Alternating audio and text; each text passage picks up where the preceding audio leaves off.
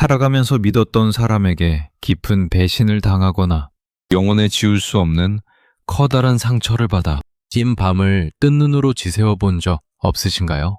우리는 살아가며 수많은 인연을 맺고 그 인연 속에서 웃고 울며 살아갑니다. 하지만 때로는 가장 가까웠던 사람이 나의 가장 깊은 곳을 찌르는 날카로운 비수가 되어 돌아오기도 합니다. 그럴 때 우리의 마음은 분노로 끓어오르고 어떻게든 내가 받은 고통을 그 사람에게 고스란히 되돌려주고 싶다는 강렬한 복수심에 사로잡히게 됩니다. 상처를 준 사람은 아무 일 없다는 듯이 너무나도 평온하고 행복하게 일상을 살아가고 있는데 오직 나 혼자만 과거의 기억에 갇혀 매일매일 지옥 같은 고통 속에서 허우적거리는 모습을 발견할 때 그 억울함과 비참함은 이루 말할 수 없이 거대해집니다. 세상은 우리에게 말합니다. 상처 준 사람을 용서하라고. 미움을 품고 있는 것은 결국 너 자신을 갉아먹는 일이니 넓은 마음으로 다 잊고 용서하라고 말입니다. 하지만 여러분, 용서라는 것이 말처럼 그렇게 쉽게 되는 일인가요? 마음이 무너져 내리고 있는데 어떻게 억지로 웃으며 그 사람을 용서할 수 있겠습니까? 용서하지 못하는 나 자신을 자책하며 또 다른 괴로움에 빠지는 악순환을 경험해 보신 적 분명 있으실 것입니다.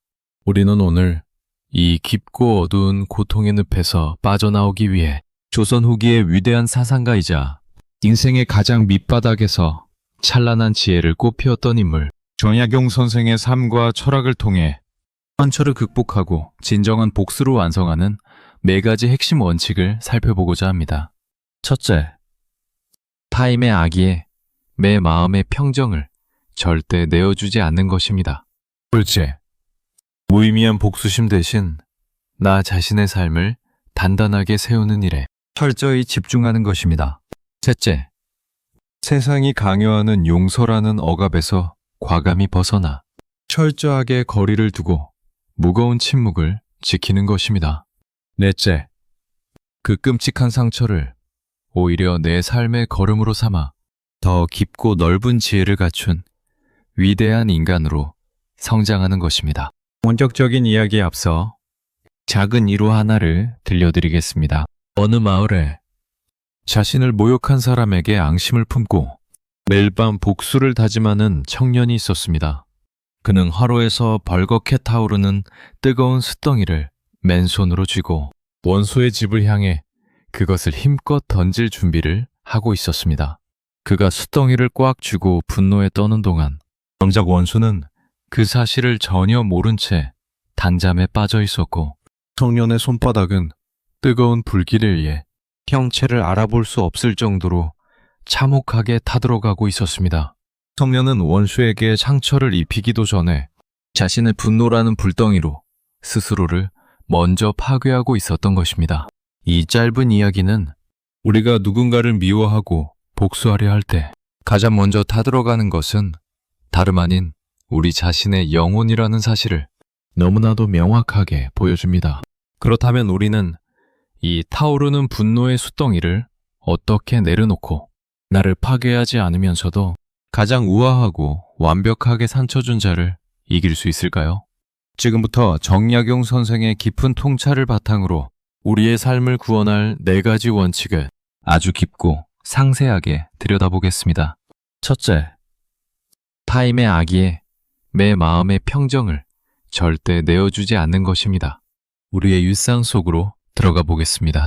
회사나 모임에서 겉으로는 친절한 척하면서 묘하게 당신을 깎아내리고 사람들 앞에서 교묘하게 당신의 약점을 들추어내어 수치심을 안겨주는 사람을 겪어본 적이 있으실 것입니다. 그 사람은 당신이 당황하고 상처받는 모습을 보며 속으로 묘한 우월감을 느끼고 자신의 지배력을 확인하려 듭니다. 그날 밤 당신은 침대에 누워 낮에 있었던 일을 수백 번 곱씹으며 그때 이렇게 반박했어야 했는데 왜 나는 바보같이 가만히 있었을까 후회하며 분노와 수치심에 뒤척이다 결국 뜬 눈으로 밤을 지새웁니다. 하지만 정작 당신에게 상처를 준 그 사람은 자신이 무슨 짓을 했는지조차 까맣게 잊은 채 너무나도 편안하게 코를 골며 숙면을 취하고 있습니다. 이것이 바로 타인의 악의에 내 마음의 평정을 고스란히 내어준 가장 대표적인 모습입니다. 정약용 선생의 삶은 어떠했을까요? 그는 젊은 시절 정조 임금의 깊은 총애를 받으며 조선 최고의 천재로 칭송받고 탄탄대로의 벼슬길을 걸었습니다. 하지만 정조가 갑작스럽게 세상을 떠나자마자 평소 그를 시기하고 질투하던 정적들은 마치 굶주린 늑대떼처럼 그에게 달려들어 가혹한 모함을 퍼부었습니다.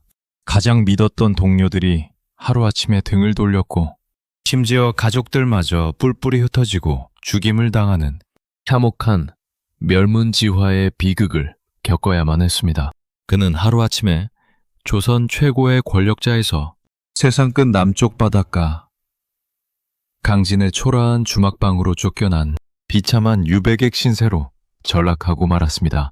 보통의 사람이라면 자신을 배신한 사람들에 대한 뼈에 사무치는 원망과 세상을 향한 지독한 저주 속에서 매일 술에 취해 울부짖거나 물화병으로 스스로 목숨을 끊었을지도 모릅니다. 실제로 그가 겪은 배신감은 우리가 일상에서 겪는 상처와는 감히 비교조차 할 수 없을 만큼 거대하고 처절한 것이었습니다. 하지만 정약용 선생은 어떻게 했습니까? 그는 좁고 냄새나는 골방에 갇혀서도 자신을 파멸로 몰아넣은 자들을 향해 소리치며 분노하지 않았습니다. 대신 그는 마음을 다잡고 붓을 들었습니다. 그는 이렇게 말했습니다. 내 마음은 다스리지 못하면 천하를 얻어도 아무 소용이 없다. 그는 타인이 던진 악의적인 돌멩이에 자신의 잔잔한 마음의 호수가 흙탕물로 변하는 것에 결코 허락하지 않았던 것입니다. 상처를 준 사람의 목적은 단 하나입니다.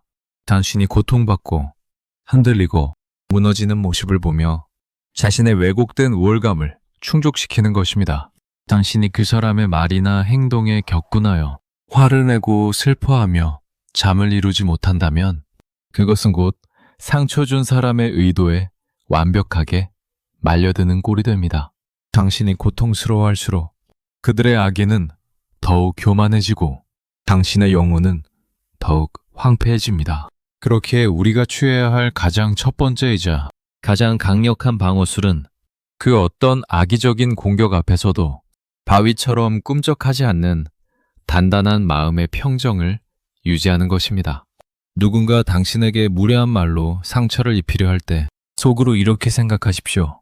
이것은 저 사람의 내면이 지옥이기 때문에 그 지옥의 찌꺼기를 나에게 뱉어내는 것일 뿐이다. 나는 저 더러운 오물을 내 깨끗한 마음에 담아둘 이유가 전혀 없다. 정약용 선생은 유배지에서도 매일 아침 일찍 일어나 의관을 정세하고 단정하게 앉아 글을 읽고 썼습니다. 그 규칙적인 일상과 흐트러짐 없는 태도는 세상의 그 어떤 폭력과 배신도 정약용이라는 거대한 인간의 고귀한 내면을 결코 훼손할 수 없다는 것을 보여주는 가장 찬란한 시위였습니다. 여러분, 마음의 문지기가 되셔야 합니다. 누가 칭찬을 하든 누가 비난을 하든 그것은 외부에서 불어오는 한 줄기 바람일 뿐입니다. 바람이 분다고 해서 산이 흔들리지는 않습니다. 상처 준 사람이 던진 독화살을 맞았을 때 그 화살을 뽑아 치료할 생각은 하지 않고 누가 이 화살을 쏘았는지, 왜 나에게 쏘았는지 분노하며 독이 온몸에 퍼지도록 내버려 두지 마십시오. 당신의 마음은 그런 쓰레기 같은 감정들을 담아두기에는 너무나도 소중하고 존귀한 공간입니다.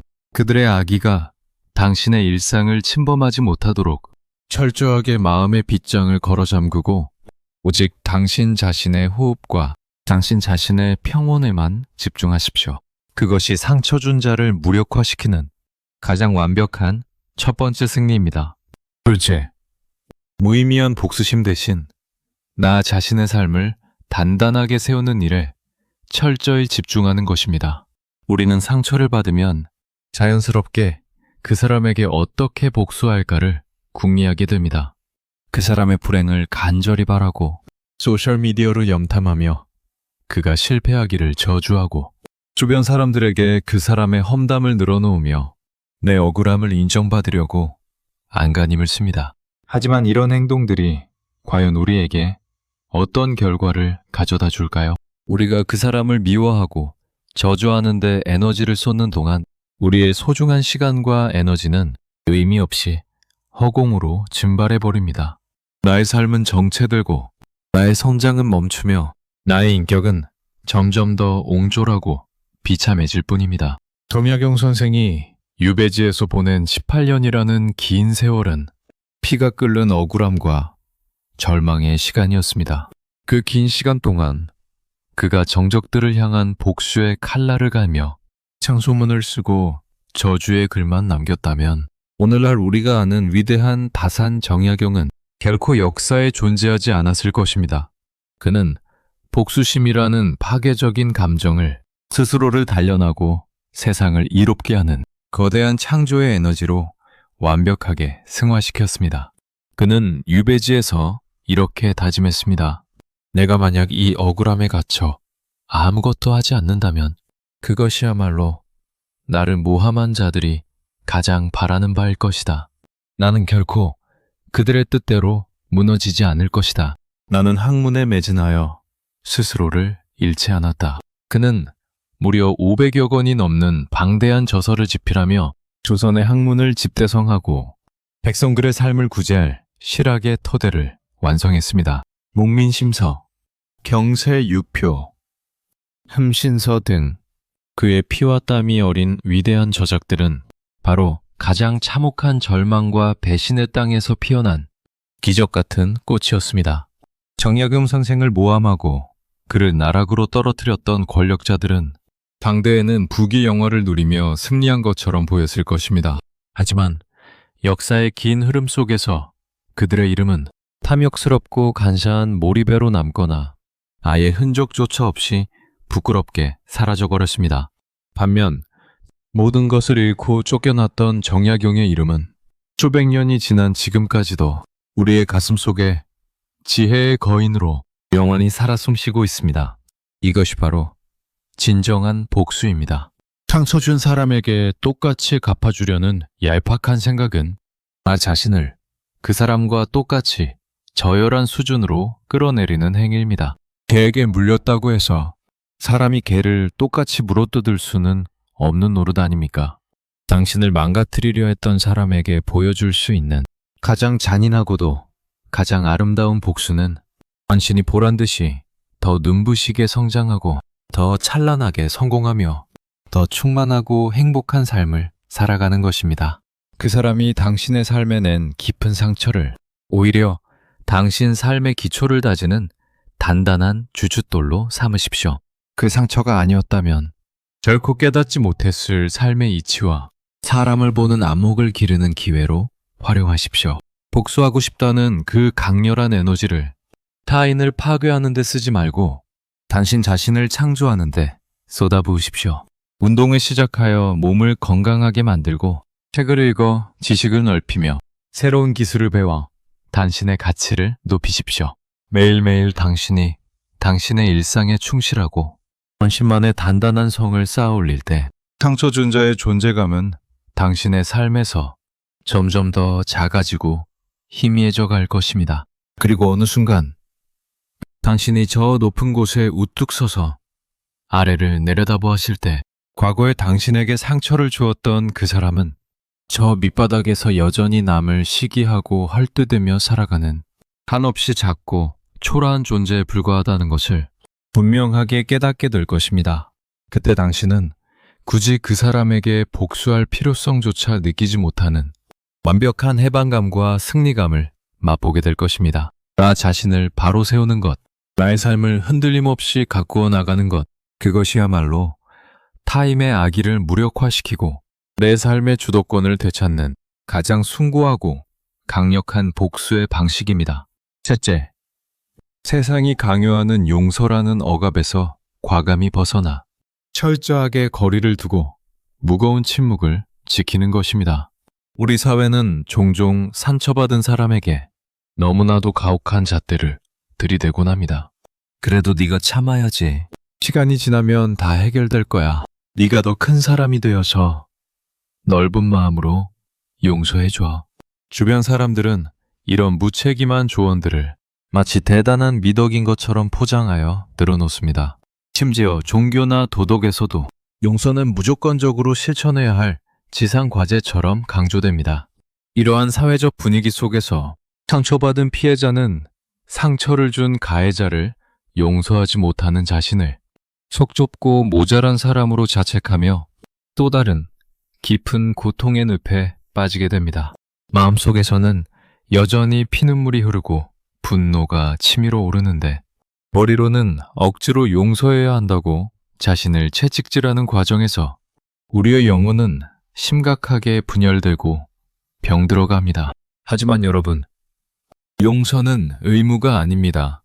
진심으로 뉘우치지 않는 자를 향한 억지 용서는 나 자신에 대한 또 다른 폭력일 뿐입니다. 정약용 선생은 인간관계에 있어서 매우 냉철하고 단호한 원칙을 가지고 있었습니다.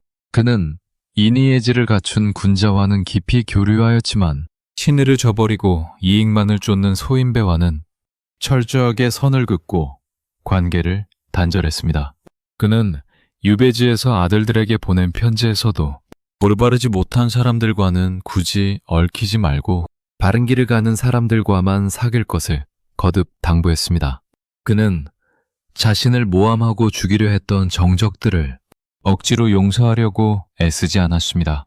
그렇다고 그들을 향해 저주의 말을 퍼붓지도 않았습니다.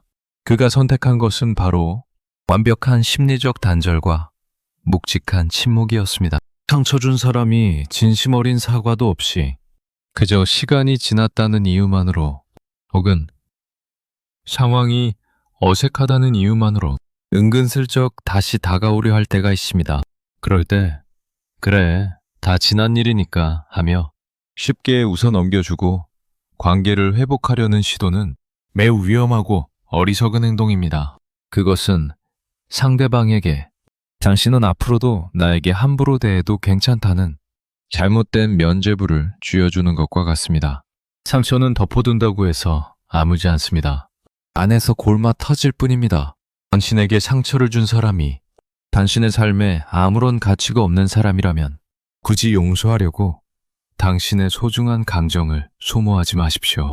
대신 철저하게 거리를 두십시오. 물리적인 거리뿐만 아니라 심리적인 거리를 완벽하게 차단하는 것입니다. 그 사람의 연락처를 지우고 소셜미디어에서 차단하며 당신의 일상에 그 사람의 존재가 스며들 수 있는 모든 틈새를 단호하게 막아버리십시오. 만약 불가피하게 계속 마주쳐야 하는 직장 동료나 가족 같은 껄끄러운 관계라면 철저하게 사무적이고 건조한 태도를 유지하십시오. 친절할 필요도 없고 화를 낼 필요도 없습니다. 그저 당신의 삶에 아무런 의미가 없는 길가의 볼메니 하나를 대하듯 무심하게 대하십시오. 그것이 바로 정약용 선생이 보여준 침묵의 힘입니다. 침묵은 단순한 말의 부재가 아닙니다. 그것은 내면의 단단함을 보여주는 가장 강력한 의사표현이며 상대방의 얕은 수작을 무력화시키는 가장 무서운 무기입니다. 당신이 화를 내고 따지면 상대방은 그것을 핑계 삼아 다시 공격해 오겠지만 당신이 철저한 침묵과 무관심으로 일관한다면 상대방은 더 이상 당신을 흔들지 못하고 스스로 당황하게 될 것입니다. 억지로 용서하려고 애쓰는 대신 그저 그 사람을 내 마음의 방에서 영원히 추방해 버리십시오. 용서는 타인을 위해 하는 것이 아니라 오직 나 자신의 마음의 평화를 위해 내가 완전히 준비되었을 때 내 스스로 선택하는 고귀한 권리입니다. 시간이 아주 오래 흘러 당신이 그 상처로부터 완벽하게 자유로워지고 그 사람의 존재 자체가 당신의 삶에 티끌만큼의 영향도 주지 못할 때 그때 자연스럽게 분노가 사그라지고 잊히는 것, 그것이 진정한 의미의 내려놓음일 것입니다.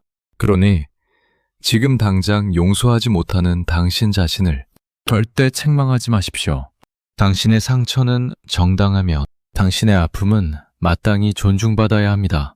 지금 당신에게 필요한 것은 섣부른 용서가 아니라 상처받은 당신 자신을 따뜻하게 안아주고 나쁜 에너지를 뿜어내는 자들로부터 스스로를 안전하게 격리하고 보호하는 단호한 결단력과 침묵의 지혜입니다.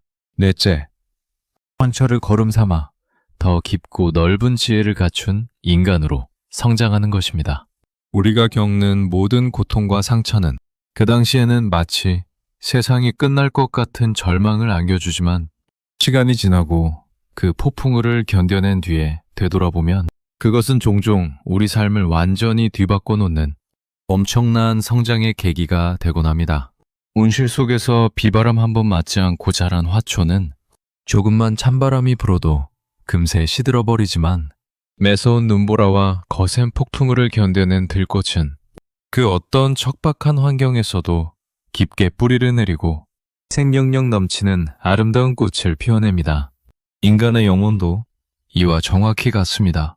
깊은 상처를 받아본 사람만이 타인의 고통에 진심으로 공감할 수 있는 따뜻한 연민의 눈동자를 가질 수 있습니다. 지독한 배신을 경험해본 사람만이 사람의 진심을 알아보는 깊은 통찰력과 가짜 인연을 끊어내는 단호한 결단력을 얻을 수 있습니다. 정약용 선생은 유배라는 끔찍한 형벌을 통해 자신의 삶이 산산조각나는 고통을 겪었지만 그는 결코 그 고통 속에 매몰되지 않았습니다. 오히려 그는 그 참혹한 상처를 자신의 철학과 사상을 깊고 단단하게 벼리는 뜨거운 용광로로 사용했습니다. 그는 유배지에서 비로소 백성들의 처참한 현실을 두 눈으로 직접 목격했고 권력 다툼에 눈이 먼 조정의 위선적인 민낯을 뼛속 깊이 깨달았습니다. 만약 그가 한양의 화려한 궁궐에서 계속 권력만 누렸다면 그의 학문은 그저 관념적이고 탁상공론에 불과한 죽은 지식에 머물렀을지도 모릅니다. 하지만 그는 밑바닥으로 내동뱅이 쳐진 그 상처투성이의 자리에서 고통받는 백성들의 삶을 구제하기 위한 진짜 살아 숨쉬는 실학의 위대한 체계를 완성해냈습니다. 그는 훗날 자신의 유배 생활을 돌아보며 이렇게 회고했습니다. 고난이 없었다면 나는 평범한 사람으로 남았을 것이다. 하늘이 나에게 큰 임무를 맡기기 위해 먼저 내 마음을 고통스럽게 하고 뇌뼈와 힘줄을 굶주리게 하며 내 몸을 궁핍하게 만든 것이다. 그는 자신에게 주어진 가혹한 운명과 깊은 상처를 하늘이 자신을 더 큰 그릇으로 만들기 위해 내린 연단의 과정으로 받아들인 것입니다. 여러분에게 상처를 준 그 사람을 여러분의 인생에 나타난 악역이라고 생각해 보십시오. 영화나 소설 속에서 주인공은 가장 강력하고 잔인한 악역을 만나 깊은 시련을 겪고 좌절하지만 결국 그 시련을 극복하는 과정을 통해 잠재되어 있던 자신의 진정한 힘을 깨닫고 위대한 영웅으로 각성하게 됩니다. 당신에게 상처를 준 그 사람도 결과적으로는 당신을 더 강하고 더 지혜롭고 더 독립적인 인간으로 성장시키기 위해 당신 삶에 잠시 등장한 한낱 소모적인 엑스트라에 불과합니다. 그 사람이 남긴 상처 때문에 억울해하며 우는 대신 그 상처가 나에게 어떤 깨달음을 주었는지 깊이 성찰해 보십시오. 어쩌면 당신은 그 상처를 통해 더 이상 남에 대해 의존하지 않고 스스로 우뚝 서는 법을 배웠을 것입니다.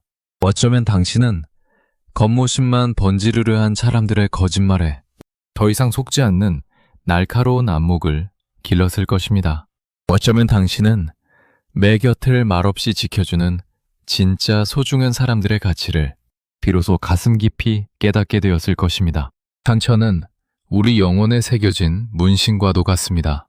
처음에는 그저 흉측하고 아파 보이지만 그것을 어떻게 받아들이고 해석하느냐에 따라 그것은 내 삶을 지켜주는 강력한 부적이 될 수도 있고 나의 성숙함을 증명하는 아름다운 훈장이 될 수도 있습니다. 타인이 당신의 등에 꽂은 비수를 뽑아내어 그 비수로 당신 삶의 불필요한 가지들을 과감하게 쳐내고 당신의 영혼을 더 높이 비상하게 만드는 날카로운 지혜의 칼로 탈바꿈시키십시오. 상처를 준 사람이 가장 두려워하고 억울해할 일은 무엇일까요? 자신이 당신을 철저하게 짓밟고 망가뜨렸다고 확신했는데 시간이 흐른 뒤에 보니 당신이 그 상처를 자양분 삼아 자신이 감히 범접할 수조차 없는 거대하고 빛나는 인격체로 성장해 있는 모습을 보는 일일 것입니다. 그때 당신의 얼굴에는 분노나 원망이 아니라 온갖 풍상을 이겨낸 거목에서만 뿜어져 나오는 범접할 수 없는 평온함과 넉넉한 자비심이 깃들어 있을 것입니다. 그 압도적인 격차 앞에서는 상처 준 자는 자신의 비열함을 뼈저리게 깨닫고 스스로의 초라함에 질려버릴 수밖에 없습니다. 이것이 바로 피 한 방울 흘리지 않고 상대방의 영혼을 압도하는 가장 차원이 높고 위대한 안갚음입니다. 상처를 지우려 애쓰지 마십시오. 그 상처가 곧 당신이 얼마나 치열하게 살아왔는지, 얼마나 깊게 사랑하고 믿었는지를 보여주는 당신 삶의 생생한 훈장입니다. 그 훈장을 가슴에 품고 어제보다 더 나은 당신, 작은 시련에 흔들리지 않는 거대한 당신으로 나아가십시오. 지금까지 우리는 다산 정약용 선생의 지혜를 통해 상처 준 사람을 다루고 내 삶을 지키는 4가지 핵심 원칙을 깊이 있게 살펴보았습니다. 다시 한번 마음에 새겨보겠습니다. 첫째, 타인의 악의에 내 마음의 평정을 절대 내어주지 마십시오. 둘째, 무의미한 복수심 대신 나 자신의 삶을 단단하게 세우는 일에 집중하십시오. 셋째, 세상이 강요하는 용서라는 억압에서 과감히 벗어나 철저하게 거리를 두고 무거운 침묵을 지키십시오. 넷째, 그 상처를 걸음 삼아 더 깊고 넓은 지혜를 갖춘 위대한 인간으로 성장하십시오. 이 4가지 원칙은 단순히 누군가에게 복수하기 위한 잔기술이 아닙니다. 이것은 타인에게 휘둘리며 잃어버렸던 내 삶의 주도권을 온전히 나침반 삼아 되찾아오는 가장 적극적이고 주체적인 생존의 철학입니다. 우리의 삶은 유한하고 우리의 에너지는 한정되어 있습니다. 그 소중한 시간과 에너지를 나를 사랑하고 아껴주는 사람들과 나를 성장시키는 아름다운 일들에 쏟아부어도 모자란데 왜 나를 불행하게 만든 사람을 미워하고 저주하는데 낭비해야 한단 말입니까? 정약용 선생이 그 깊은 유배의 밤을 견뎌내고 스스로를 찬란한 빛으로 승화시켰듯이 여러분도 지금 겪고 있는 그 아픈 상처를 뛰어넘어 반드시 더 크고 단단한 나무로 자라날 수 있습니다. 오늘 밤 잠자리에 들기 전 스스로에게 조용히 질문을 던져보십시오. 나는 지금 타인의 악의에 내 마음의 열쇠를 넘겨주고 있지는 않은가? 나는 복수라는 핑계로 나 자신의 삶을 방치하고 있지는 않은가? 여러분의 삶은 그 누구도 함부로 침범할 수 없는 가장 신성하고 존귀한 영역입니다. 상처 준 자를 향한 시선을 거두고 이제 그 따뜻하고 애정어린 시선을 상처받은 여러분 자신에게로 돌려주십시오. 잘 견뎌주었다고, 참 애썼다고 스스로의 어깨를 가만히 토닥여 주십시오. 여러분의 내면에는 세상의 그 어떤 폭풍우도 이겨낼 수 있는 거대하고 위대한 힘이 이미 존재하고 있습니다. 그 힘을 믿고 매일은 오늘보다 조금 더 평온하고 조금 더 단단해진 발걸음으로 오직 여러분 자신을 눈부신 인생길을 걸어가시기를 진심으로 응원하겠습니다. 오늘 이야기가 여러분의 마음에 작은 울림과 위로를 주었다면 구독과 좋아요로 함께 해주시고 앞으로도 더 깊은 지혜를 나누는 여정에 동참해 주시기 바랍니다. 감사합니다.